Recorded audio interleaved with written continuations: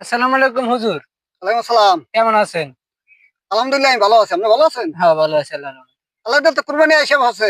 অল্প কয়দিন বাকি আছেন। কি কুরবানি কি করলেন? কুরবানি কি একাই দেন না মারা ভাগে দেন? না, আমি ৭ ভাগে দিই। ৭ ভাগে কুরবানি দেন? জি। লোক কে কে? ওই স্বপন, মানিক আর ওই মনির। কি বলেন ভাই? মনে তো আস্থা সুদখোর।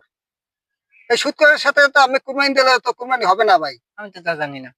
এই যে ধরেন আপনি ৭ ভাগে আপনি ভাগে পড়ছে ২০,০০০ টাকা। জি, আপনি ২০,০০০ টাকা দিলেন। জি। এই ২০,০০০ টাকার ভিতরে যদি আমার একটা টাকাও যদি অসৎ যদি থাকে, হ্যাঁ, তাহলে আমারও কিন্তু কুরবানি হবে না। না। আর হয়তো আস্থা সুদখোর ভাই।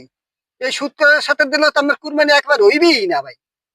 আর আপনি যদি আমার কথা যদি বিশ্বাস না করেন, আমি তো সামান্য একটা হুজুর। আমার মতন বড় বড় অনেক মাওলানা আছে।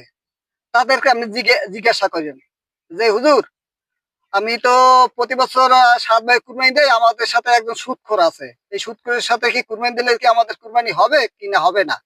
তাহলে তারা আপনারে ভালোভাবে বুঝাই বলতে পারবে। তাহলে এটা আমি ভালো হুজুরের কাছে জিজ্ঞেস করে তারপর প্রস্তুত নিই কুরবানির।